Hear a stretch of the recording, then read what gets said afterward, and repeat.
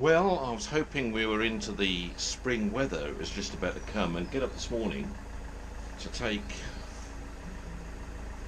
my good lady into work, and we've been having flakes of snow falling. I don't think you can quite see it now, but it was coming down significantly just 2 minutes ago, and it's cold. I've had to warm up the car.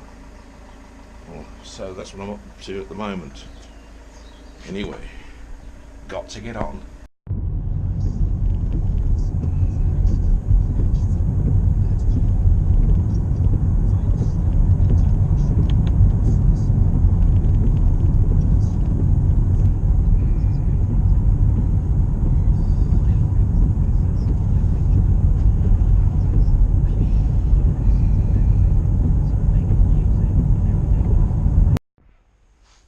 Well, as I've said, it's wet, snow in the air, windy,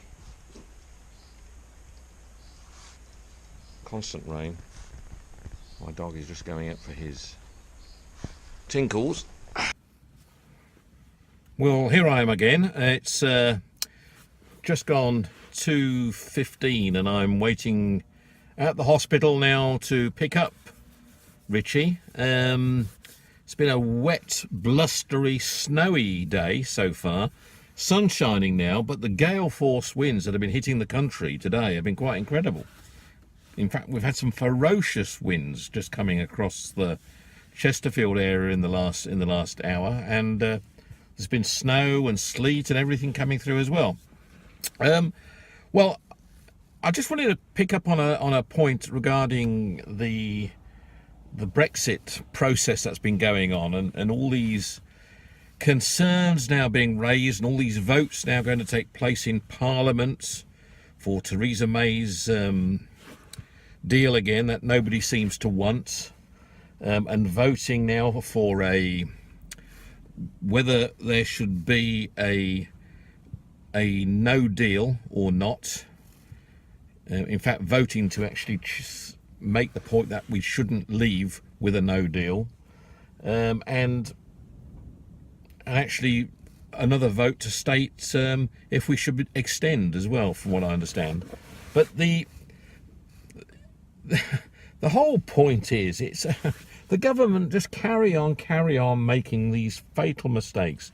The one point about this thing going on to the very end was the EU negotiators on the EU side were starting to get very nervous on the basis that they don't want a no deal any more than many of us don't either on this side in the UK.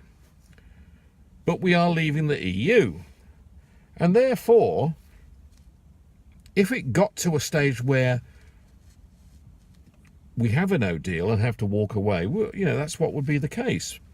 Now, by making this point that we're voting not to have a no deal no matter what, is rather like, well, we're giving the hand to the negotiators on the other side of the table. Because if they know, whatever the case, we're not going to walk away with a no deal, we'd rather stay in or have Theresa May's deal and nothing at all, well then, it puts them in a position of strength again, and puts us in a position of weakness. So I think our politicians are absolutely bonkers. But there are people here who don't understand that. I talk to people actually I know, and they all say the same thing, and I'm saying, you're wrong. And it doesn't matter what you're negotiating for. In my line of work, I'm negotiating products. I'm negotiating products on a regular basis. I'm buying products from various suppliers in other parts of the world to bring into the UK. I'm also buying products in the UK to send abroad. Now, any of these people and I have to negotiate a price to buy products to send them abroad. Now, if I give any of these suppliers in the process of negotiation that I have, that no matter what, I'm going to buy the product from them. It doesn't matter what the price is, but I will still be buying some product from you, no matter what. Of course, it puts them in a position of strength in the deal, in the negotiation, because they know no matter what, Simon is going to buy some product from us. He's not going to walk away, and we don't get a sale at all. You understand what I'm saying?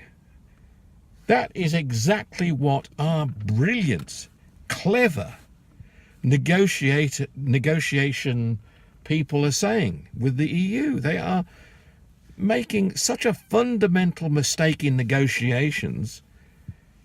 Well, it beggars belief, quite honestly. And I think it's something that we need to get these guys clearly on board with. What do I think is going to happen in the next 2 weeks? I don't know.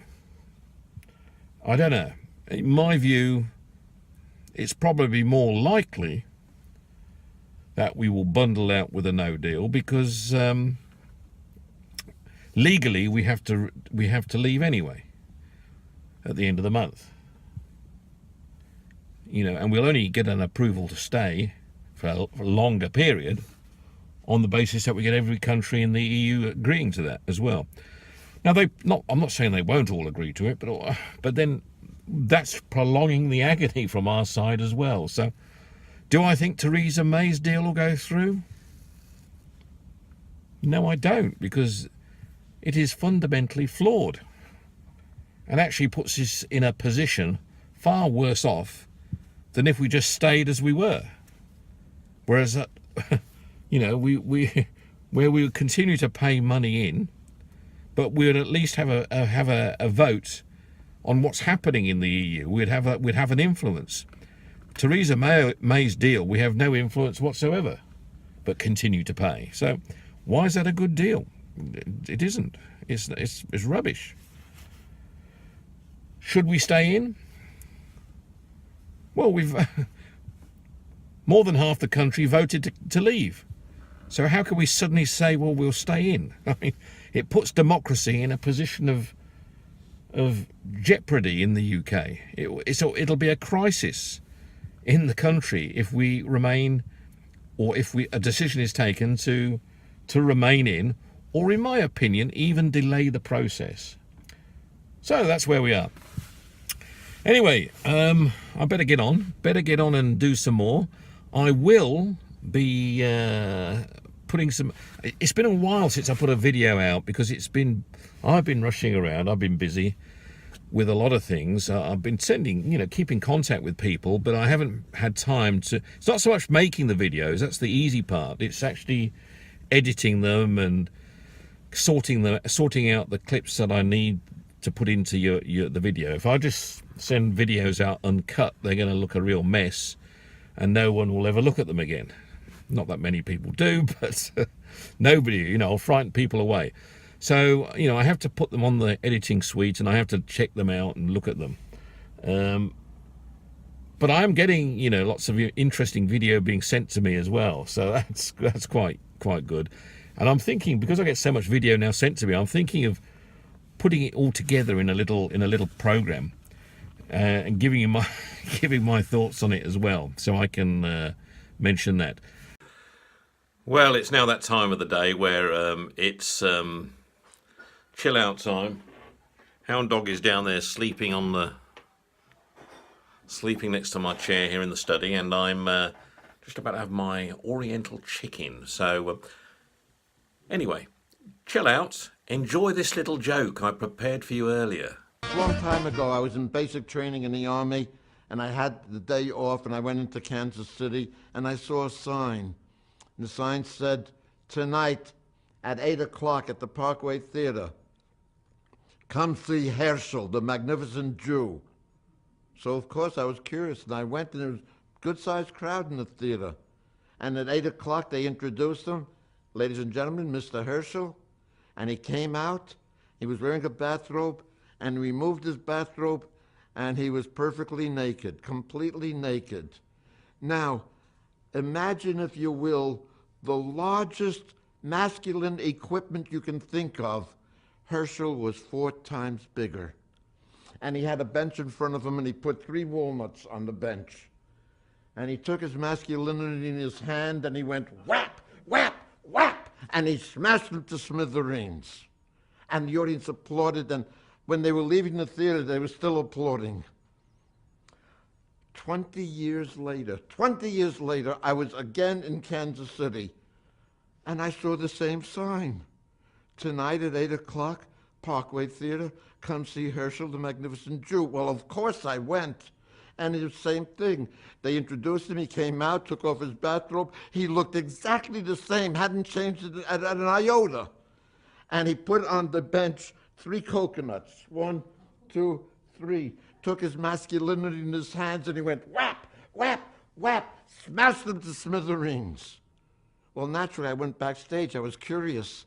I said, Mr. Herschel, why did you switch from walnuts to coconuts? He said, well, my eyesight ain't what it used to be. I hope you enjoyed that. Anyway, talk again soon. Bye-bye.